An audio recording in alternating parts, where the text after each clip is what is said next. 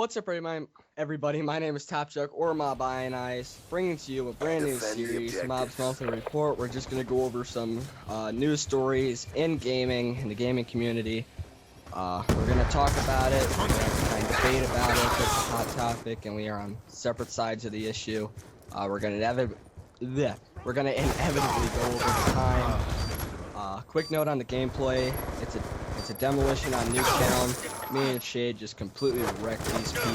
They were supposed to be on offense. He's gone. And they were on defense. They couldn't even leave their spawn. He's gone. Excuse me. Complete annihilation. Move it! Can't even English, bro. Sticky going out! Yeah, but I'm like, that's because I just ate a donut. I'm crossing off on on a completely unrelated topic. Watch Dogs. Set back in spring of 2014. Watch Dogs was supposed to be a launch title for the PlayStation 4. It is now not going. Shade? Yeah, I wasn't gonna get the PS4 off launch anyway. I always wait until the second generation of new consoles to come out before I get it, because there are less bugs and things such as that to that extent. And Watch Dogs, it was one of those games where I had in my mind, when I get the PS4, I'm gonna get this game. I was already gonna transfer my PS4 copy of COD Jones to get once I got the PS4 and everything like that. And you know, Watch Dogs is one of those games I was looking forward to because I love GTA. I love it to death. Sticky going out. This game, what it looked like to me was a futuristic GTA, like GTA if we're in like 2040, and like, you know, has that futuristic type feel. I just love futuristic games because it puts me in a setting that I've never seen before, and everything's just new to me, and I get to experience that on a certain level. So to be honest, I actually really like that they did it. You know, they delayed it for some reason. I like if they're polishing it up, if they're making it a better game. I mean, then it's really good. But if it comes time to play it, and it's just kind of like, oh, well, this isn't that great, is it? Then I really don't see any excuse for waiting much longer. Anyways, going into COD, MLG Orlando results. Oh yeah, this was an intense tournament. I'm gonna mostly cover the semifinals because that's where it really started to get great. Optic won against Unite in the first match of the semifinal, and you know that got me hyped as another kill. Fan. Okay, Optic's doing good in their first match, and you know Unite isn't any pushover team or squad A either. They're pretty good.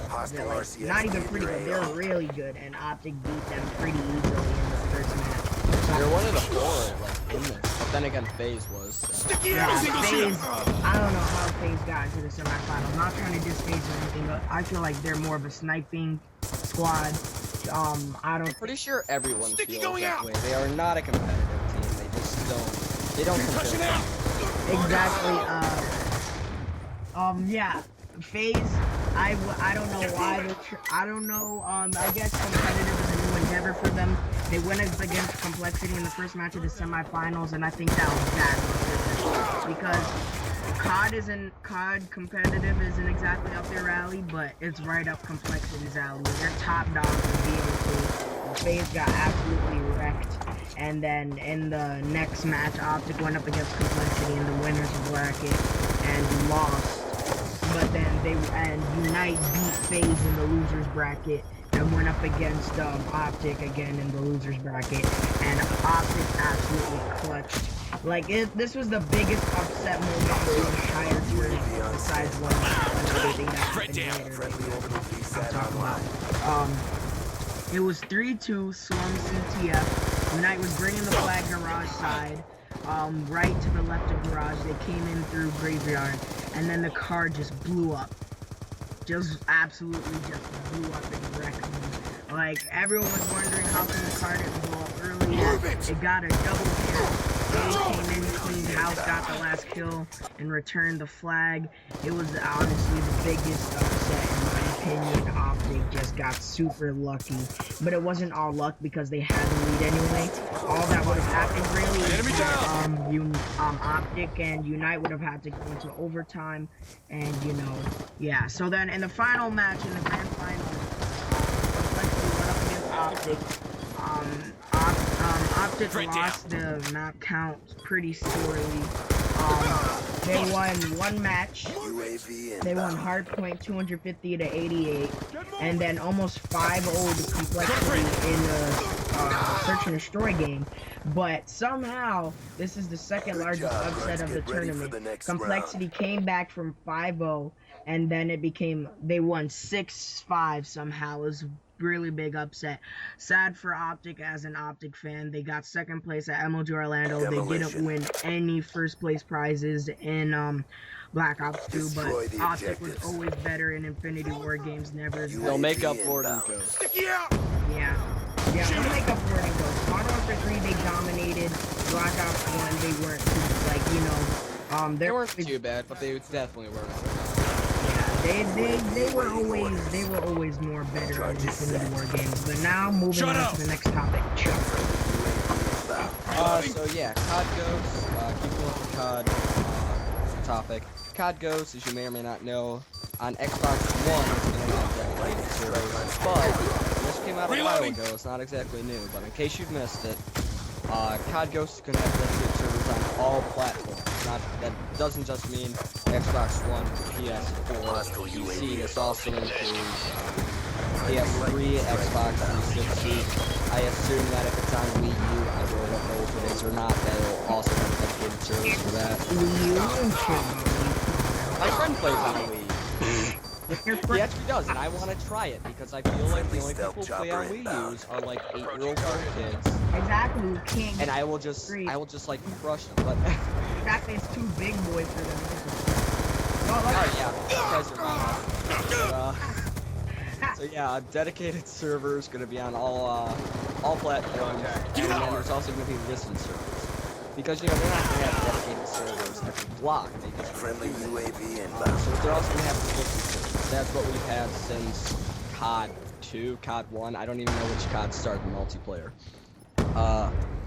Whichever one did this one, it's been there since then. They determine your ping to a server, they list you with a group of people, and then whoever has the strongest ping becomes host. Or in the case of later CODs, Modern Warfare 3 was the first one to really do it. There'll be like a group of people who are listed as might be hosts. To keep it like fair, so more people get to be hosts, it kind of bounces around between them, which led to everyone being on 3-bar, which was just a great idea. Glad no one troubleshooted that. Off of the COD topic, we're done with that right now. Total Biscuit censorship. So if you didn't know, if you didn't see this story, it's been blowing up lately. A company sent a game to Total Biscuit, who's a YouTuber who does videos and reviews, he talks about games. They sent him a game to review. He was supposed to review it, they wanted him to put up a video just reviewing it, but it's a shit game. So of course, it being a shit game, it got a shit review. Well, not actually a shit review. It was a good review of a shit game, which means it was a negative review. And because the makers of the game didn't like it, they had the video taken down for copyright. Even though they're the ones who contacted him and wanted him to put it up. At least according to my information. I think this is just awful. I mean, you can't just like go, hey, I want you to review this game, and then go, oh wait, you didn't do the review that I want, pointing out a lot of really big faults with the game. We don't feel like fixing that. We're just going to help ruin your channel. Because if you don't know, you can start getting copyright strikes, and if you get too many strikes, I believe it's 3, like we're playing baseball, your channel can be banned. You won't be able to upload He's gone. And when someone you're like Total Biscuit, who's like, he's in the top 500 YouTubers. I think he's a lot bigger than that, but I just know that for a fact. He's within the top 500. He's a big YouTuber. You can't just start cutting out channels like that, and you can't just start, I don't like what you said about my game, get you out of here. Orbital V-side online. Kid, what do you think? I think, you know, this, even though this is not the government that's doing this, in my opinion, this is really fascist. You can't just censor whatever whatever you don't want the public to see. He received a code to review the game from the company.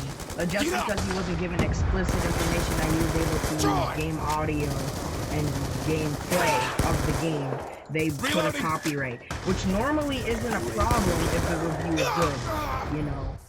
Yeah, if you would have put out a review saying this is the best game I ever played, everyone should buy it now. Not only would they not like copyright it, they probably would have listed it.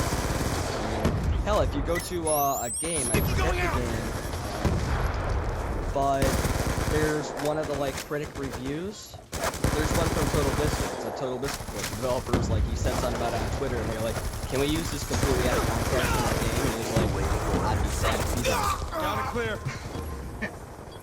But, yeah, I think that's all we can really say about that. They did a really bad move. They're suffering the consequences from it, as they should. Total Biscuit's gaining a lot of publicity from it. Good luck for him.